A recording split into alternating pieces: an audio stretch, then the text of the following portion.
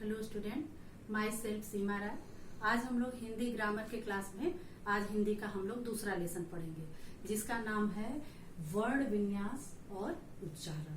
कल हम लोग हिंदी का पहला लेसन पढ़े थे, भाषा, लिपि, व्याकरण। आज हम वर्ण के बारे में पढ़ेंगे। वर्ण क्या है? वर्ण भाषा की सबसे छोटी से छोटी इकाई जिसके कि कोई खंड न किए जा सके उसे हम वर्ण कहते हैं। वर्ण को अक्षर भी कहते हैं और ध्वनि भी कहते हैं। तो ध्वनि किसे कहते हैं? जो हम बोल रहे हैं वर्ण के उच्चरित रूप को, वर्ण के उच्चरित रूप को ध्वनि कहते हैं और उसके लिखित रूप को हम क्या कहते हैं? अक्षर कहते हैं। इस तरह से वर्ण क्या है? वर्ण भाषा की सबसे छोटी इकाई है जिसके और टुकड़े नहीं किए जा सकते, उसे हम वर्ण कहते हैं। वर्ण के दो भेद होते हैं। वर्ण में स्वर और व्यंजन। हमारा जितना भी वर्णमाला बना है उसमें स्वर और व्यंजन दोनों मिला के बना है, तो इसलिए वर्ण के दो भेद होते हैं, स्वर और व्यंजन। स्वर में क्या होता है? जिन वर्णों का उच्चारण करने में किसी की सहायता नहीं लेनी पड़ती है, जो स्वतंत्र रूप से उच्चरित होते हैं, उसे हम स्वर कहते हैं। स्वर के दो भेद होते हैं, पहला ह्रस्व स्वर, दूसरा दीर्घ स्वर। ह्रस्व स्वर क्या है? जिन स्वरों का उच्चारण करने में बिल्कुल कम समय लगता है उसे हम ह्रस्व स्वर कहते हैं। उसे हम ह्रस्व स्वर को मूल स्वर भी कहते हैं। ह्रस्व स्वर कुल 4 होते हैं, अ, ई, उ, ऋ, कुल 4 होते हैं। इसके बाद आता है हमारा दीर्घ स्वर। दीर्घ स्वर क्या होता है? दीर्घ स्वर में जो हम स्वर का उच्चारण करते हैं उसमें ह्रस्व स्वर की अपेक्षा दोगुना समय लगता है, इसलिए उसे हम दीर्घ स्वर कहते हैं। दीर्घ स्वर हमारे कुल 7 हैं। जैसे कौन कौन है? आ, ई, उ, ए, ओ, औ। कुल ये 7 हमारे दीर्घ स्वर हैं। उसके बाद अंग और अह, ये दोनों अयोगवाह है। ये न ह्रस्व स्वर में आते हैं न दीर्घ स्वर में आते हैं। फिर उसके बाद हमारा आता है व्यंजन। व्यंजन में क्या होता है? व्यंजन की पहले परिभाषा समझ लेते हैं। व्यंजन क्या है? जिन वर्णों का उच्चारण करने में हम स्वर की सहायता लेते हैं उन्हें हम व्यंजन कहते हैं। व्यंजन का उच्चारण बिना स्वर की सहायता से नहीं हो सकता है। अगर किसी भी व्यंजन में स्वर नहीं रहता है तो हम उसके नीचे हलंत लगाते हैं, यानी कि वह आधा वर्ण होता है, और जब उसमें स्वर मिलता है तब जाकर के वह पूर्ण वर्ण होता है। जैसे क, ख, ग, ये पूर्ण वर्ण हो गया। अब वर्ण में क्या होता है? इसमें व्यंजन के 3 भेद होते हैं, स्पर्श व्यंजन, अंतस्थ व्यंजन और ऊष्म व्यंजन। तीसरा अंतस्थ वो स्पर्श व्यंजन क्या है? स्पर्श व्यंजन में जब हमारे मुंह से हवा जब बाहर निकलती है तो वो मुंह के किसी न किसी अवयव का स्पर्श करती है, इसलिए उसे हम स्पर्श व्यंजन कहते हैं। स्पर्श व्यंजन में कितने होते हैं? 25 वर्ण होते हैं। जो क से लेकर म तक के सारे वर्ण स्पर्श व्यंजन होते हैं। जैसे क से लेकर के और यहाँ म तक, ये स्पर्श व्यंजन है जिसमें 5 वर्ण है। क वर्ण, क वर्ग, च वर्ग, छ वर्ग, ट वर्ग, प वर्ग, ये सब सारे वर्ग जो है स्पर्श व्यंजन में है। फिर उसके बाद हमारा आता है कौन सा व्यंजन? अंतस्थ व्यंजन। अंतस्थ व्यंजन क्या है कि जिस व्यंजन का उच्चारण करने में जो हवा है वह मुंह के अंदर से आती है, मुंह के अंदर के अवयवों को स्पर्श करते हुए आती है, उसे हम अंतस्थ व्यंजन कहते हैं। अंतस्थ व्यंजन भी हमारे 4 हैं। कौन कौन से अंतस्थ व्यंजन हैं? हम देखते हैं य, र, ल और व, ये हमारे 4 हैं। और इसमें हवा जो है मुंह में बहुत कम समय के लिए रुकती है, इसको हम अंतस्थ व्यंजन कहते हैं। उसके बाद आता है ऊष्म व्यंजन। ऊष्म व्यंजन क्या है? ऊष्म व्यंजन का उच्चारण करते समय हवा जो हम बोलते हैं, इन व्यंजनों का जब उच्चारण करते हैं तो जो हवा निकलती है हमारे मुंह से वह घर्षण करते हुए निकलती है, इसलिए वो हवा थोड़ा गर्म होती है। और इसी गर्म हवा निकलने के कारण ही हम इसे ऊष्म व्यंजन कहते हैं। हमारा ऊष्म व्यंजन भी 4 है। कौन कौन सा है? श, स, स और ह। ये हमारा 4 ऊष्म व्यंजन है। उसके बाद हमारा संयुक्त व्यंजन भी आता है।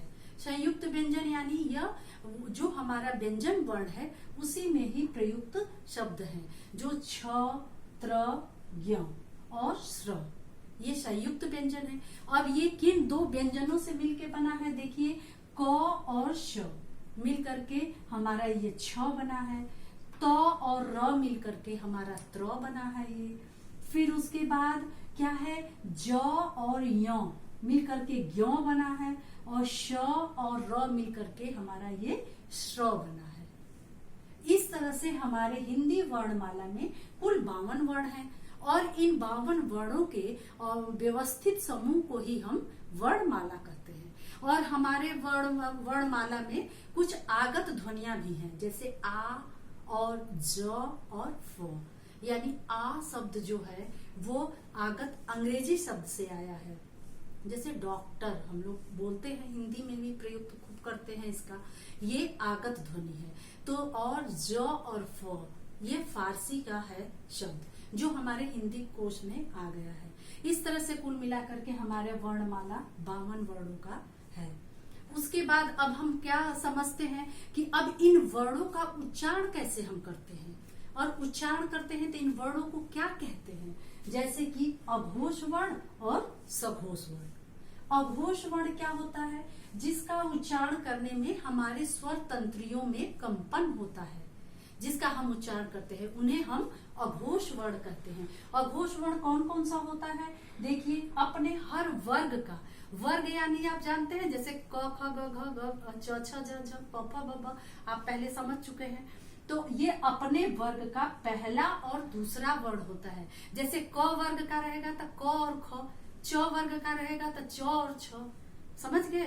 तो ये अपने वर्ग का पहला और दूसरा, तथा उसके बाद श, श और स, ये तीनों स, और ये अपने वर्ग का पहला और दूसरा वर्ण, इसको हम अघोष वर्ण कहते हैं। फिर उसके बाद हमारा आता है सघोष वर्ण। सघोष वर्ण क्या है?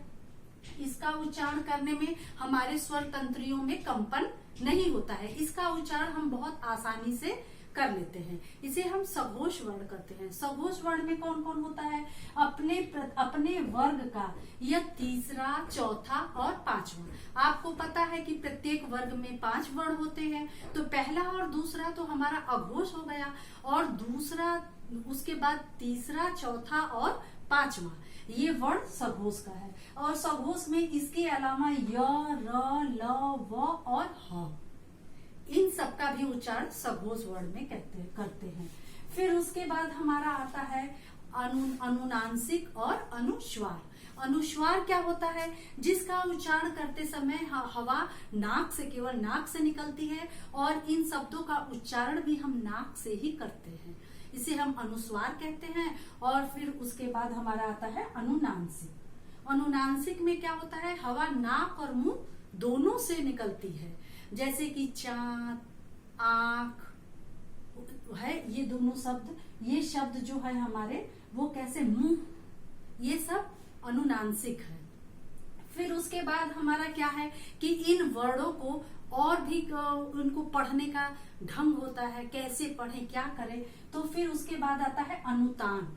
अनुतान क्या होता है? जैसे शब्दों का उतार चढ़ाव, कैसे पढ़ना है, किस बात पे बल देना है, किस पे नहीं बल देना है, उसे हम अनुतान कहते हैं। और फिर क्या होता? आरोह अवरोह। जैसे अनुतान को आरोह और अवरोह भी कहते हैं। कहाँ स्वर ऊंचा करना है, कहाँ स्वर नीचा करना है, किस वर्ण को धीरे से बोलना है, किस वर्ण को तेज से उच्चारित करना है, इसे हम अनुतान कहते हैं। उसके बाद आता है बलाघात। बलाघात का अर्थ होता है कि किस वाक्य में किस शब्द पे हमें ज्यादा बल देना है और कहाँ हमें साधारण तरीके से बोल देना है, उसे हम बलाघात कहेंगे। जैसे क्या तुम्हें मिठाई अच्छी लगती है, ये साधारण शब्द में हमने बोला, लेकिन अगर हमें इसको बोलना है क्या तुम्हें मिठाई अच्छी लगती है, तो मिठाई पर हमने बल दिया, यहाँ पे हम बलाघात का प्रयोग किए। ठीक है। और फिर उसके बाद आता है हमारा संगम। संगम भी क्या, संगम का अर्थ होता है कि जैसे हम जो सारे वर्ड जोड़ करके वाक्य बनाए हैं, तो उन वाक्यों को हम कहाँ रुकें। पूरा एक लगातार तो हम अगर सारे वो वाक्य मिला के बोलते जाएंगे सारे शब्दों को, तो कोई अर्थ नहीं निकलेगा, उसका कोई मतलब ही नहीं होगा। तो इसके लिए क्या है, इसके लिए नियम बना है। संगम का अर्थ होता है कि हम कोई सेंटेंस पढ़ रहे हैं, कोई वाक्य पढ़ रहे हैं, तो हम कहाँ रुके तो कितने देर के रुके, और फिर कहाँ फिर तेज पढ़े, कहाँ थोड़ा, जैसे विराम चिन्ह सारा प्रयोग होता है हमारे उसमें शब्द लिखने में, लिपि में, तो वही संगम होता है। ठीक है, फिर उसके बाद हम पढ़ते हैं उच्चारण। उच्चारण में हम क्या पढ़ेंगे कि हमारे जो जितने वर्णमाला हैं, अभी हमने सारे वर्णमाला के बारे में पढ़ लिया, वर्णमाला को कैसे पढ़ेंगे ये पढ़ लिया। अब हमको पढ़ना है कि इन वर्णमाला का जो है वर्ण है, इन वर्णों का उच्चारण हमारे शरीर के किस किस अंगों से होता है, और किस अंगों पे होता है तो वहां कितना बल पड़ता है। तो आप देखिए कि क, ख, ग, घ अंग, और उसके बाद आ और अह, इसका उच्चारण कंठ से होता है, गले से इसका उच्चारण होता है। फिर च, छ, ज, झ, इय और ई और बड़ी, इसका उच्चारण तालु से होता है ना। इसको आप अगर आप बोलेंगे तो देखेंगे आपकी जीभ जो है च, छ, ज बोल रहे हैं, तो जीभ आपका ऊपर की तालु को स्पर्श कर रही होगी। फिर मूर्धन्य, मूर्धन्य में क्या होता है, जीभ थोड़ी सी टेढ़ी होती है। जैसे आप उच्चारण करिए ट, ठ, ड, ढ और अड़, उसके बाद री, र और श। ये श का षटकोण श जो है श, इसका भी उच्चारण करते समय हम जीभ को थोड़ा सा मोड़ते हैं, इसलिए इसको बोलते हैं मूर्धन्य। फिर उसके बाद आता है त वर्ग। त वर्ग का उच्चारण हम दंत से करते हैं, दांत से। जैसे अगर आप बोलेंगे त, थ, द, ध, न, तो अब त, थ, द, ध, न, ल, श, स। इस स का उच्चारण कैसे होता है, दांत से हम बोलते हैं, तो हमारी जीभ जो है वो दांत का स्पर्श करती है। फिर उसके बाद हमारे आते हैं ओष्ठ। ओष्ठ यानी दोनों होठ, इन शब्दों का उच्चारण करते हैं। देखिए आप बोलिए प, फ, ब, भ, म, और उसके बाद उ बोल रहे हैं, तो होठ का स्पर्श हो रहा है, तो इसलिए इसका नाम पड़ा है ओष्ठ। इन वर्णों का उच्चारण होठ की सहायता से हम करते हैं। फिर उसके बाद वर्ण आता है नासिक्य। नाक से जिन वर्णों का हम उच्चारण करते हैं वो कौन से हैं, इया और अंग, अंग जिसे अनुस्वार बोले हम, वही अंग। फिर अड़, प्रत्येक वर्ण का पांचवा वर्ण, जैसे क, ख, ग, घ का अंग, ये जो है न, म और ड़, अपने वर्ग का सब पांचवा वर्ण जो होता है वो नासिक्य व्यंजन कहा जाता है। नाक से इसका उच्चारण होता है, इसे हम रक्त व्यंजन भी कहते हैं। नाक से इसका उच्चारण होता है, इसलिए इसका नाम रक्त व्यंजन भी है। फिर उसके बाद आता है कंठोष्ठ।